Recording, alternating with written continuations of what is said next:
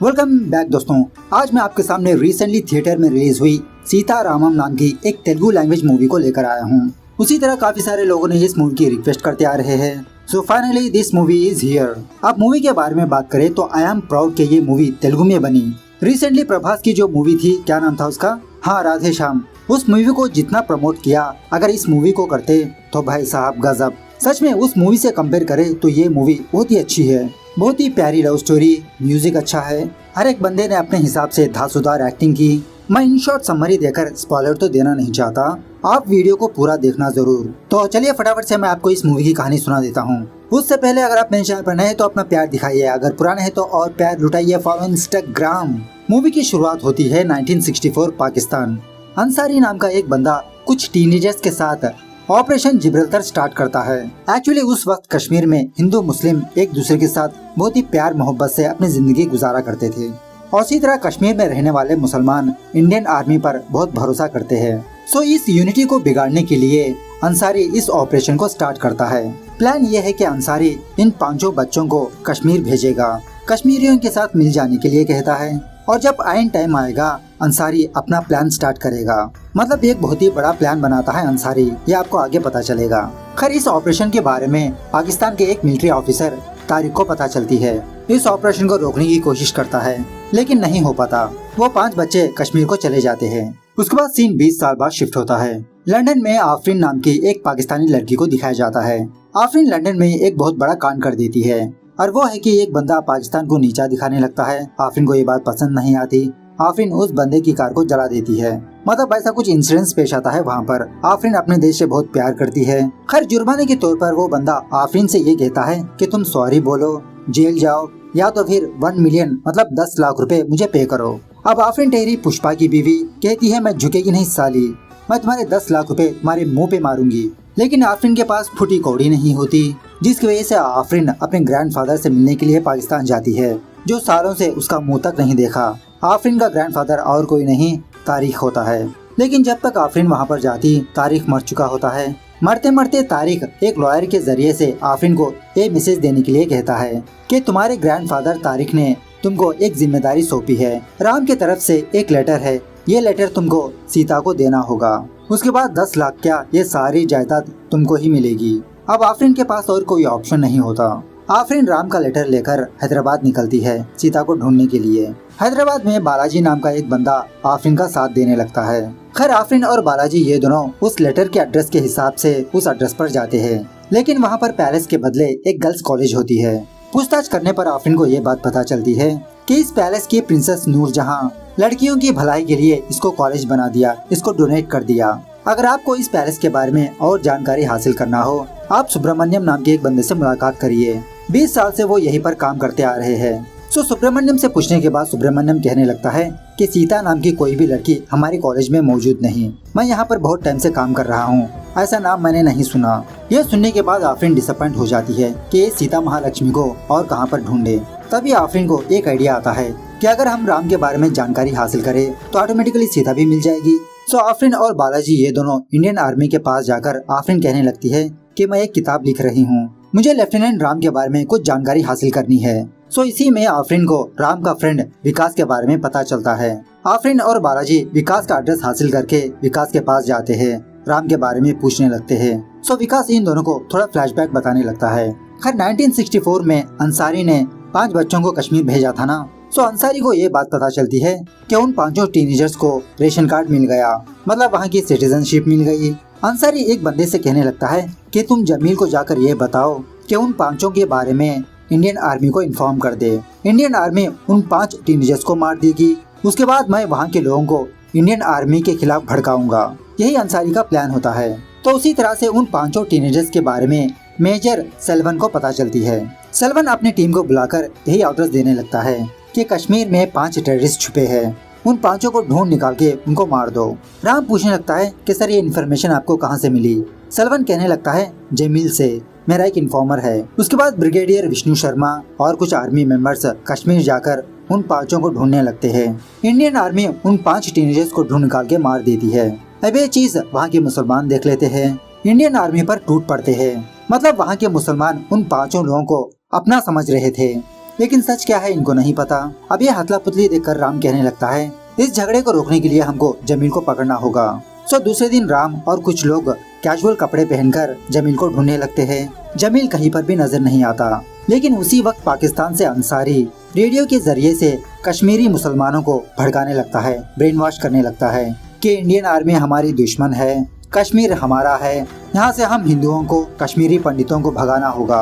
अब ये सारी बातें राम और उसके दोस्त सुन लेते हैं। अब उसी वक्त कश्मीर में कुछ फेस्टिवल भी चल रहा होता है, तो राम सोचने लगता है कि अगरता के हिंदुओं को कैसे बचाया जाए। राम और उसके दोस्त सारे हिंदुओं को एक सेफ प्लेस में छुपा देता है। रात होने के बाद वहाँ के मुस्लिम्स अगरता को जलाने लगते हैं। यहाँ पर एक छोटी सी फाइट होती है। इसी दरमियान में राम को जमील मिल जाता है। जमील को मार पीट के सच उगलवा लेता है। सच जाने के बाद वहाँ के मुस्लिम उस आग को बुझाने लगते हैं। अब यही चीज हिंदू भी देख लेते हैं। हिंदू भी उनका साथ देने लगते हैं। सारे लोग मिलकर उस आग को बुझाने लगते हैं और जो आग में फंसे होते हैं उन सारे लोगों को बाहर निकालने लगते हैं। इस तरह से कश्मीर में दोबारा यूनिटी हो जाती है। खैर दूसरे दिन ये न्यूज एक नेशनल न्यूज बनती है।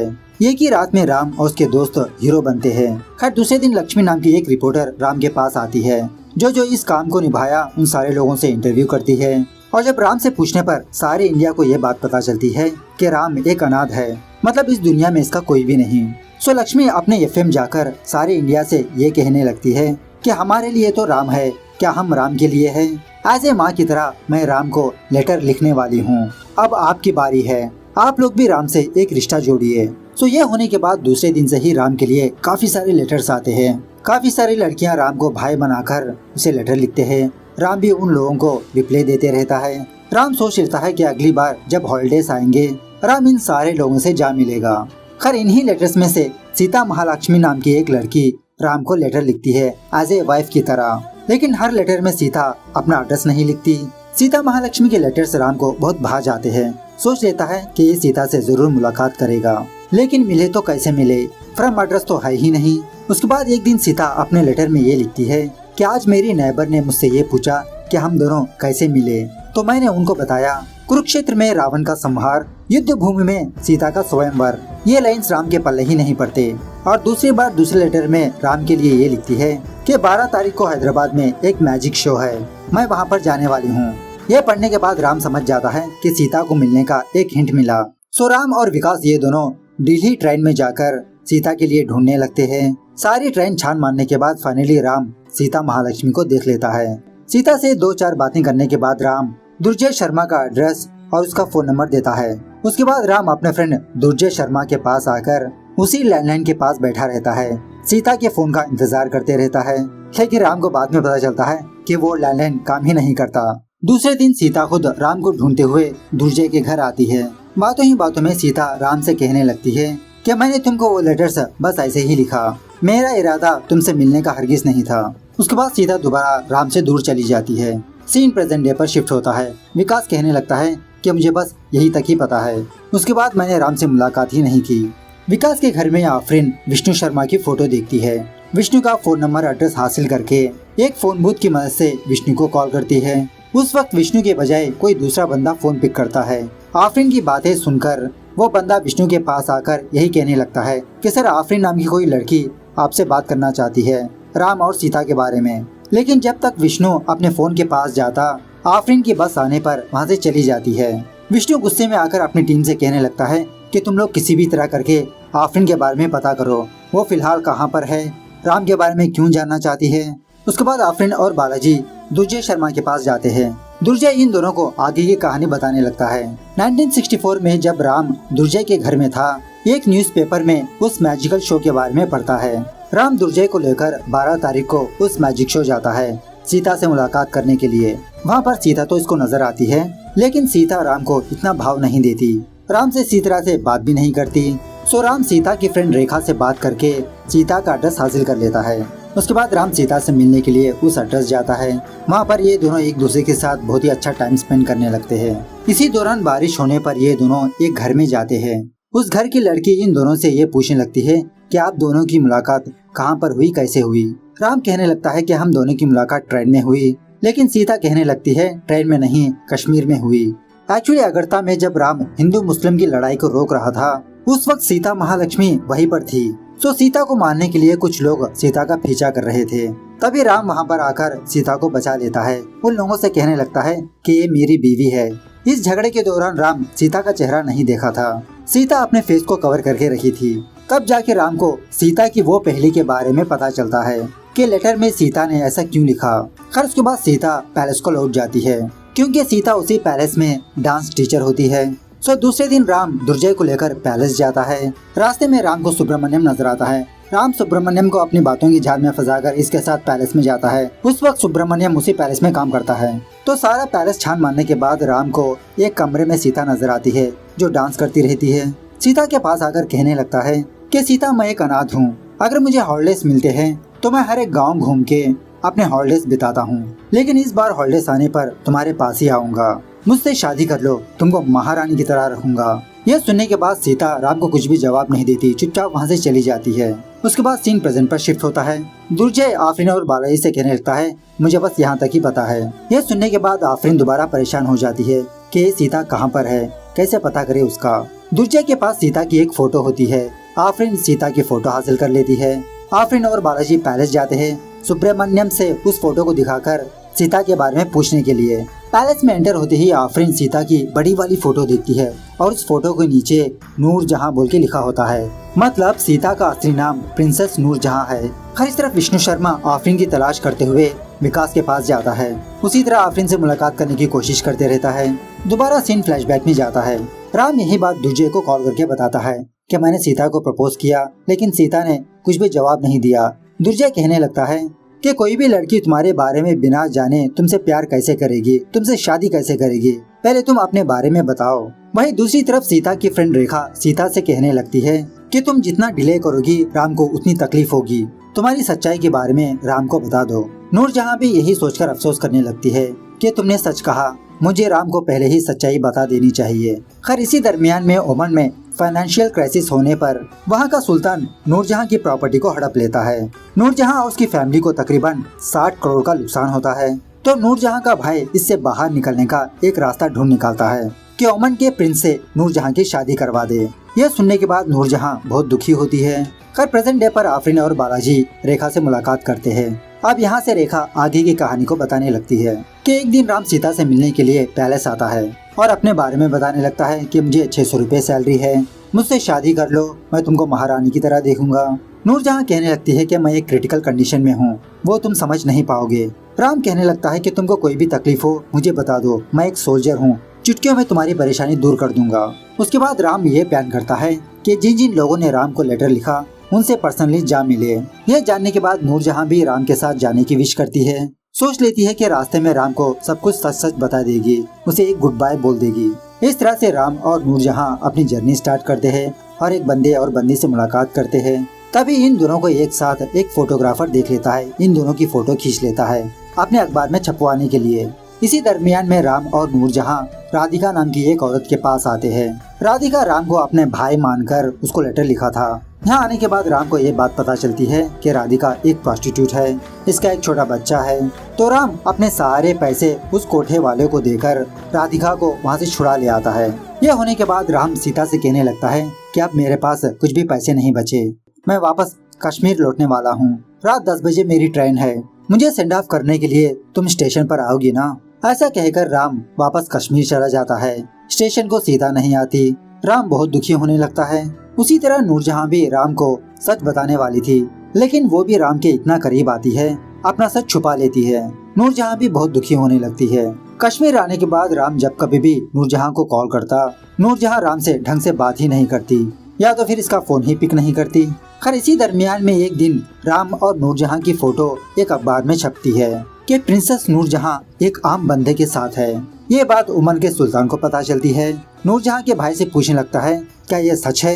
सो फौरन नूरजहां का भाई नूरजहां को बुलाकर इसके बारे में पूछने लगता है कि ये बंदा कौन है, क्या ये न्यूज सच है। नूरजहां कहने लगती है हाँ भाई ये बात सच है, इसका नाम राम है, मैं उससे प्यार करती हूँ। नूरजहां का भाई इसके लिए राजी नहीं होता। नूरजहां अपने भाई से कहने लगती है अगर मेरी वजह से आपको नुकसान हो रहा है तो आप मेरी प्रॉपर्टी भी ले लीजिए, लेकिन मैं सिर्फ राम से ही शादी करूंगी। राम से मुलाकात करने के लिए कश्मीर चली जाती है। कश्मीर में राम और नूरजहां ये दोनों एक दूसरे के साथ बहुत ही अच्छा टाइम स्पेंड करते हैं। उसके बाद सीन प्रेजेंट पर शिफ्ट होता है। आफरीन रेखा से पूछने लगती है कि अब फिलहाल नूरजहां कहाँ पर है। रेखा कहने लगती है कि लंदन में। आफरीन फौरन लंदन को कॉल करने पर यह बात पता चलती है कि नूरजहां फिलहाल कश्मीर में मौजूद है।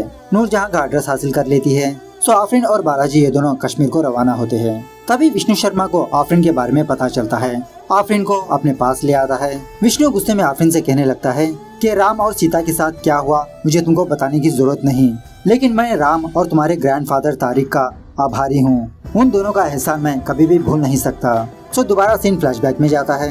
पास्ट में एक दिन राम सीता को लेकर विष्णु शर्मा की फैमिली से मुलाकात करने के लिए एक रेस्टोरेंट आता है। तभी रसूल नाम का एक लड़का विष्णु शर्मा को मारने के लिए आता है, अपने हाथ में गन लेकर। मतलब रसूल अपने भाई का बदला लेने के लिए आता है। राम और विष्णु उस लड़की को पकड़कर अंसारी का लोकेशन पता कर लेते हैं। इसी में रसूल राम से अपनी छोटी बहन वाहिदा के बारे में बताने लगता है कि इसकी बहन अंसारी के कब्जे में है। राम रसूल को वादा करता है कि इसकी बहन को ले आएगा। सो आर्मी ऑफिसर अंसारी को खत्म करने के लिए एक टीम रेडी करती है। उस टीम में राम और विष्णु भी होते हैं। अब ऑफ कोर्स अंसारी को खत्म करने के लिए पाकिस्तान तो जाना ही पड़ेगा। आर्मी का ऑफिसर अपनी टीम से कहने लगता है अगर यह ऑपरेशन सक्सेसफुल रहा तो आप लोग इस ऑपरेशन को भूल जाओ, अगर आप पकड़े गए तो इंडियन आर्मी आपको भूल जाएगी। खैर इसके बाद राम यही बात सीता को आके बताता है कि इसको पाकिस्तान जाना होगा, ये का ऑपरेशन करना है। और एक्चुअली सीता यही सोच लेती है कि ये राम को सब कुछ सच सच बता देगी। राम के ऑपरेशन के बारे में जानने के बाद सीता सोच लेती है कि राम वापस आने के बाद सीता अपनी सच्चाई बताएगी। उसके बाद राम और उसकी टीम पाकिस्तान जाते हैं। किसी भी तरह करके इंडियन आर्मी अंसारी को मार ही देते हैं। और जब इंडियन आर्मी वापस लौट रहे होते हैं तभी राम किसी छोटी बच्ची की रोने की आवाज सुनता है जो आग में फंसी होती है। राम उस छोटी बच्ची को बचाने के लिए अंदर घुस जाता है। विष्णु इसको समझाने लगता है कि जाने दो, अगर लेट हुआ तो हम पकड़े जाएंगे, लेकिन राम नहीं मानता। उस छोटी बच्ची को तो बचा लेता है लेकिन पाकिस्तान आर्मी इन दोनों को पकड़ लेते हैं। एक्चुअली वो छोटी बच्ची वाहिदा ही होती है, रसूल की बहन। उसके बाद पाकिस्तान आर्मी राम और विष्णु को बहुत टॉर्चर करने लगते हैं, लेकिन तारिक इन दोनों पर रहम दिखाने लगता है क्योंकि इन दोनों ने उस छोटी बच्ची को बचाया। वहीं दूसरी तरफ इंडिया में सीता और विष्णु की वाइफ सेल्वन के पास आकर उन दोनों के बारे में पूछने लगते हैं। सेल्वन को कुछ भी नहीं पता होता। उसके बाद सीता एक और हायर ऑफिसर के पास जाती है। वो ऑफिसर सीता को सच बताने लगता है कि राम और विष्णु पाकिस्तान की आर्मी के कब्जे में है। उसके बाद नूरजहां फौरन अपने भाई के पास आकर ये कहने लगती है कि आप तो पाकिस्तान में काफी सारे लोगों को जानते हो, प्लीज आप राम को वहाँ से बाहर निकालिए। अगर आप राम को वहाँ से निकालेंगे तो मैं वापस इस पैलेस में आ जाऊंगी। लेकिन नूरजहां का भाई ये नहीं कर सकता। इस तरह पाकिस्तान में तारिक अपने हायर ऑफिसर के पास जाकर एक डील रखता है कि इंडियन आर्मी के पास पाकिस्तान का एक बंदा है और पाकिस्तान आर्मी के पास 2 लोग हैं, सो अदला बदली कर लेंगे। लेकिन इंडियन के पास सिर्फ एक ही बंदा होने की वजह से पाकिस्तान की आर्मी सिर्फ विष्णु को ही बाहर भेजती है, रिलीज करती है, राम को अपने कब्जे में ही रख लेती है। उसके बाद प्रेजेंट डे पर विष्णु आफरीन से कहने लगता है कि उसी साल पाकिस्तान आर्मी को इंडियन आर्मी के कुछ बेस लोकेशंस को पता करके वहां पर हमला किया। तकरीबन 32 सोल्जर्स मारे गए और खुफिया न्यूज से ये बात पता चली कि उस बेस लोकेशंस का पता राम ने ही पाकिस्तान वालों को दिया। लेकिन जहां तक मैं राम को जानता हूं, राम ऐसा नहीं कर सकता। राम बहुत ही ईमानदार है। राम ने गलती की या नहीं ये तो पता नहीं, लेकिन सीता उसका बोझ उठाने लगी। मतलब सीता जहां पर भी जाती हर जगह पर सीता को लान तान सुनने को मिलता है कि तुम्हारा राम देशद्रोही है। और इसी तरह विष्णु आफरीन को ये भी बताता है कि उस दिन राम जिस बच्ची को बचाया था वाहिदा, वो बच्ची और कोई नहीं आफरीन ही है। यह सुनने के बाद आफरीन शॉक में रह जाती है। तब जाके आफरीन को समझ में आता है कि इसका ग्रैंडफादर तारिक ये लेटर सीता को देने के लिए क्यों कहा। उसके बाद विष्णु आफरीन से उस लेटर के बारे में पूछता है। आफरीन कहने लगती है कि वो लेटर बालाजी के पास है, नूरजहां को देने के लिए गया। इस तरफ नूरजहां कश्मीर आकर राम के साथ बिताए हुए पलों को याद करती रहती है। इसी दरमियान में बालाजी नूरजहां को ढूंढते हुए नूरजहां के पास आता है। कहने लगता है कि मेरे पास आपके लिए राम का खत है। सो नूरजहां राम का वो आखिरी लेटर पढ़ने लगती है। उसमें लिखता है कि सीता हमारी प्यारी कहानी का ये आखिरी पन्ना है। मुझे पता है कि तुम मेरे बारे में ही सोच रही होगी। अब तक मेरे बारे में वहाँ पर अफवाह फैल चुकी होगी। तुम्हारा मेरे ऊपर भरोसा ही सच्चा है। इस तरह से राम अपने लेटर में बहुत ही प्यारी प्यारी बातें अपने सीता के लिए लिखता है। इस तरफ विष्णु शर्मा ये कोशिश करते रहता है कि किसी भी तरह करके वो लेटर सीता के हाथ में नहीं जाना चाहिए, क्योंकि यहाँ पर एक असली सच पता चलता है। पाकिस्तान की आर्मी राम और विष्णु शर्मा को पकड़ लिया था और क्या फैसला हुआ था, विष्णु शर्मा रिहा होगा। लेकिन एक बंदा विष्णु के पास आकर उसकी फैमिली को दिखाकर उसे डराने लगता है कि तुम तुम्हारे इंडियन बेस लोकेशन का पता दो, हम तुम्हारी फैमिली को बख्श देंगे। विष्णु मजबूरी में आकर वो सारे कोऑर्डिनेट्स बता देता है और उस वक्त पाकिस्तान वाले विष्णु की एक वीडियो भी बनाते हैं। उसी वीडियो को विष्णु को दिखाकर कहने लगते हैं, अगर तुमने हमारे साथ गद्दारी करने की कोशिश की तो ये वीडियो इंडिया में लीक हो जाएगी, तुम गद्दार बन जाओगे। इसलिए इतने सालों तक विष्णु चुप रहा। उसके कुछ दिनों बाद राम को फांसी की सजा मिल जाती है। मरने से पहले राम सीता के लिए एक लेटर लिखकर वो लेटर तारिक को देता है सीता को देने के लिए। लेकिन 20 साल बाद वो लेटर सीता को मिलता है और उसी तरह उस लेटर में राम ने एक अखबार का पन्ना भी रखा होता है। उस अखबार में यही न्यूज़ होती है कि प्रिंसेस नूरजहां एक आम आदमी के साथ घूम रही है। मतलब राम को ऑलरेडी पता होता है कि सीता का असली नाम प्रिंसेस नूरजहां है। उसके बाद नूरजहां राम की सच्चाई को सामने रखती है। अब विष्णु तो पकड़ा जाएगा ना, उससे पहले विष्णु सुसाइड कर लेता है। उसके बाद फाइनली आफरीन नूरजहां के पास जाती है, उसे सॉरी बोलती है। उसके बाद आर्मी वाले बहुत ही इज्जत के साथ राम का अंतिम संस्कार करते हैं। नूरजहां को कुछ मेडल वगैरह देते हैं। इस तरह से ये खूबसूरत मूवी यहाँ पर दी एंड होती है। तो मूवी कैसे लगी कमेंट करके बताना जरूर। मिलते हैं अगली वीडियो में, तब तक take care, bye bye, see you soon.